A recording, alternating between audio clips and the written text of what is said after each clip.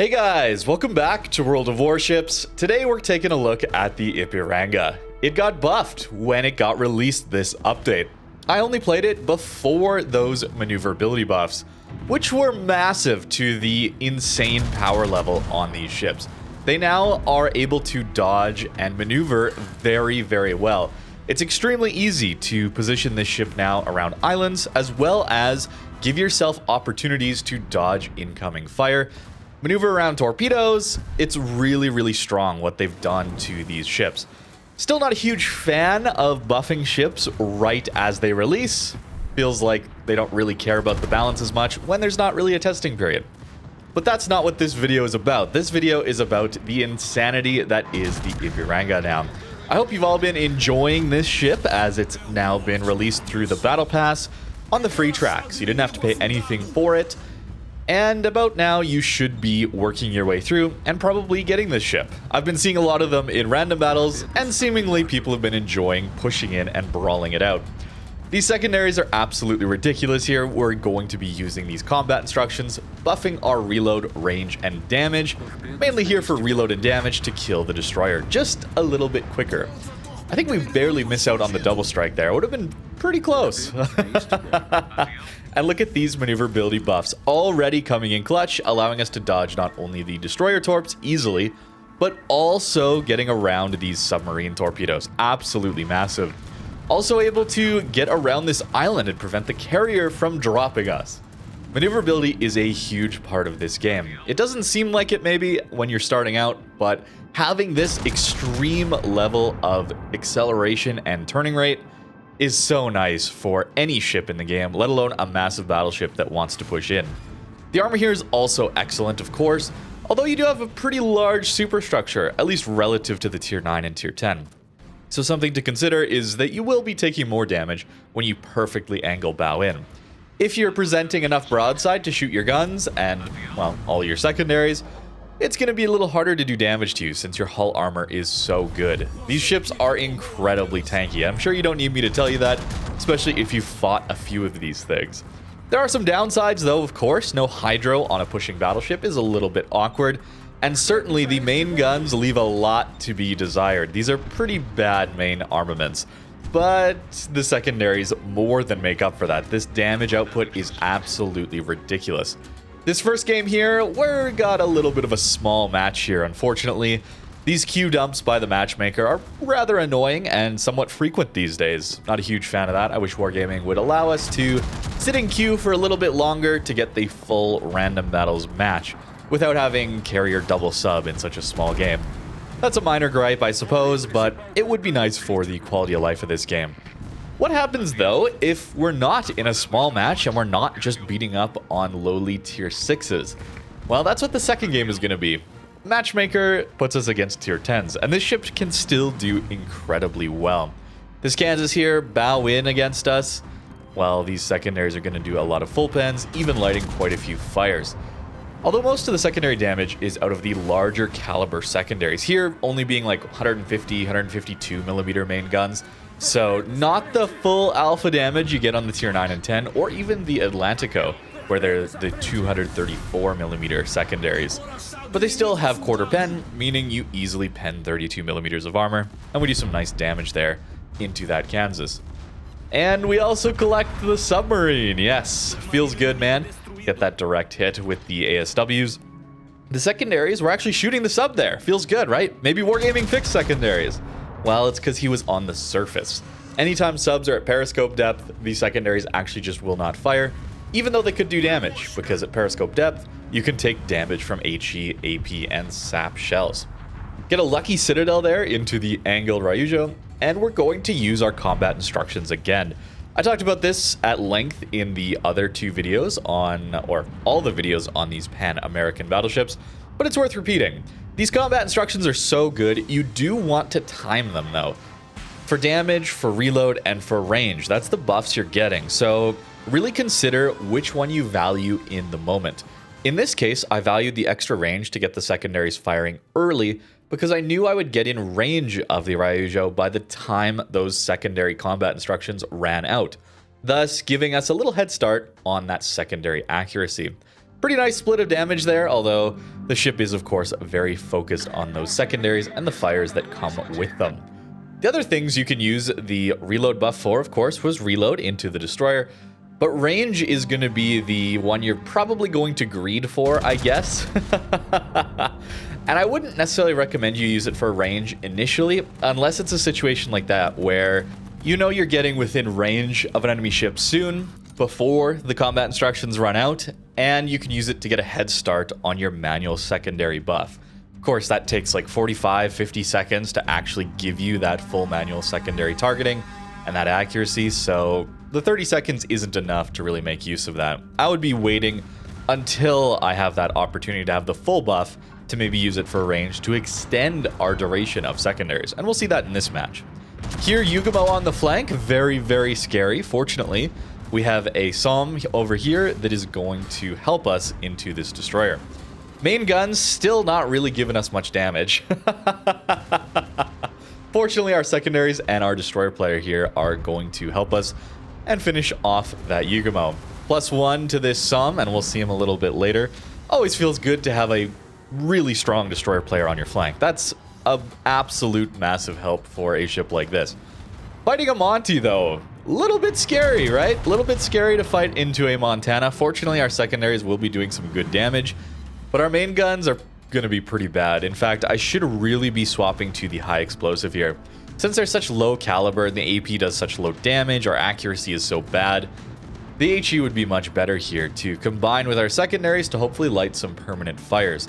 Montana's large HP pool then becomes a detriment, because fires always do percentage-based damage. He actually doesn't shoot at us, which feels good, right? Although he just dev strikes our cruiser support. So maybe I wish he would have shot at me instead. Not bad damage so far, though, up over 30k in just this short time. But a lot of that, again, is going to be those secondaries. Sometimes it's hard to even tell, is our main guns even hitting or doing damage relative to those secondaries. We've nearly charged our buff, though, and I'm not going to use it. That's the key here, is I'm not going to use this thing when I get it. I'm going to wait just about until the Montana leaves our secondary range, and then use it to extend the duration these secondaries can fire at the Montana. I think this is going to be one of the better uses outside of just close range reload buffs and damage buffs. Here, going to use it just about out of our range, and this extends that duration. Really, really useful, really, really nice.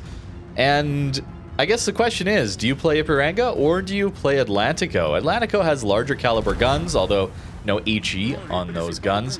Better concealment that matches or close to matches its secondary range, but no combat instructions.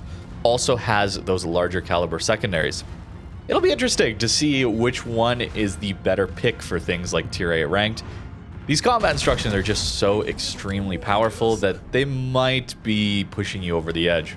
Especially if you have this special commander, which is going to give you these combat instructions back even quicker, give you better speed, and buff those secondaries, although that would help on the Atlantico as well.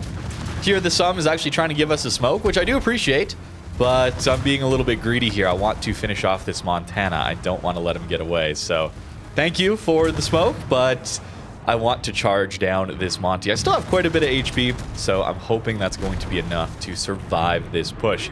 You are, of course, at a disadvantage anytime you're pushing, so you got to be aware of what you're fighting. In this case, we're also fighting an Ipiranga, which is going to kill us rather quickly if he's got his secondaries targeted on us. Anytime you're kiting away in these secondary engagements, you're always going to be at a massive advantage.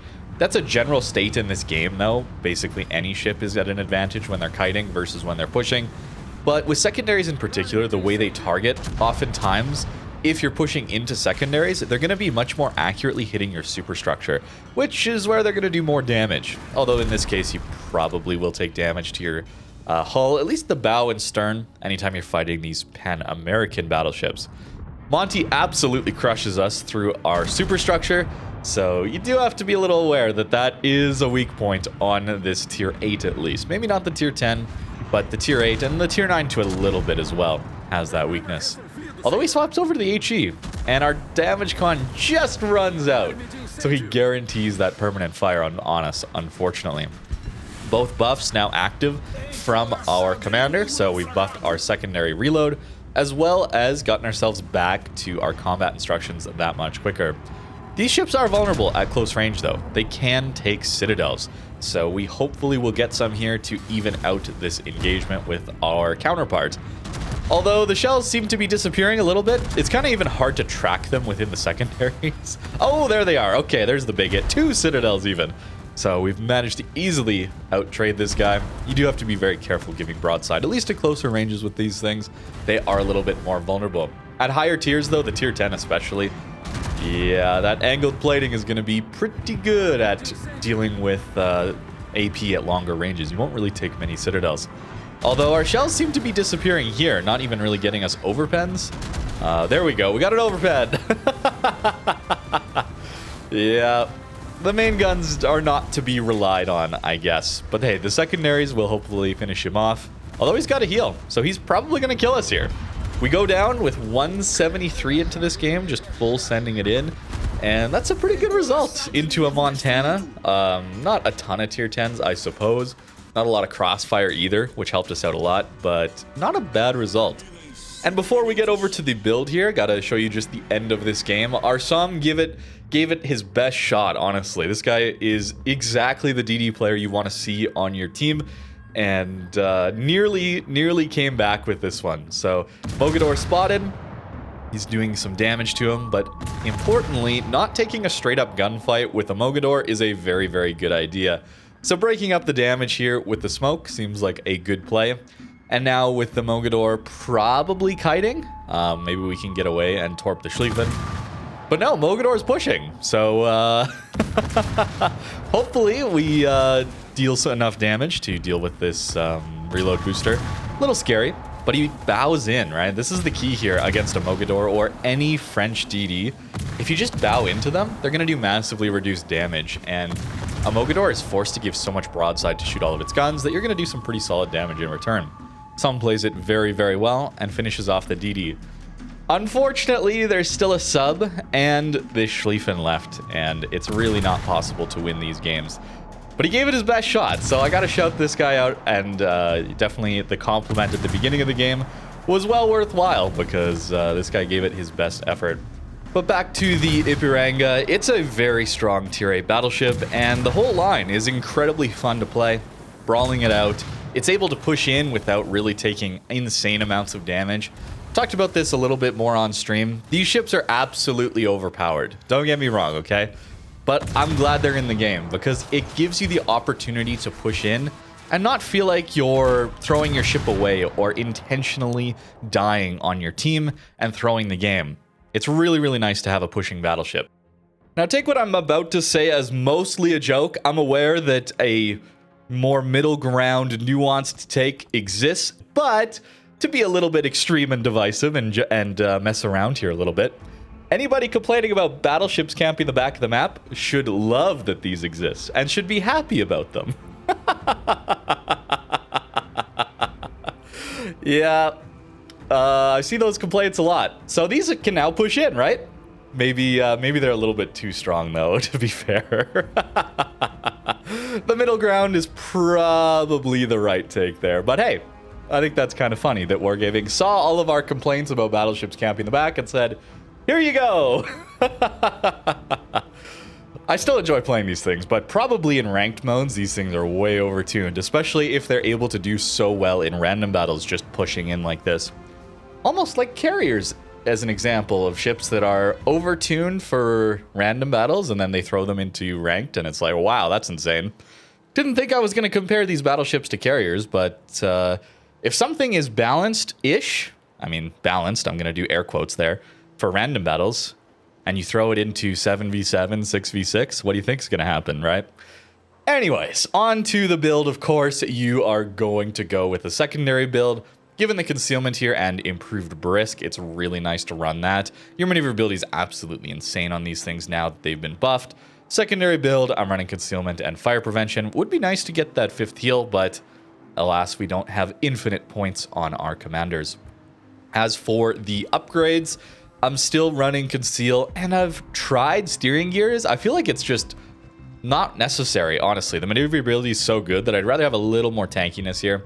And then, of course, just secondary build of the rest of this ship. It's a secondary battleship. That is how it goes. Armor-wise, yeah, that 51 plating is so strong, man. A tier 8, that is ridiculous levels of armor. But you do have to be careful going broadside in this one because, I mean, it's such a weird shaped citadel. Why does this angle this way and this angle's the other way? It's very, very weird. But, you know, slightly above water citadel, not the best armor on this one. You got to wait till higher tier to get some of those really absurd plating. But into those lower tiers, you can do an insane amount of damage and just full send it in. Even into tier 10, even into that Monty there, we did pretty well. But that's going to do it for today's video. Thank you very much for watching and have a great rest of your day.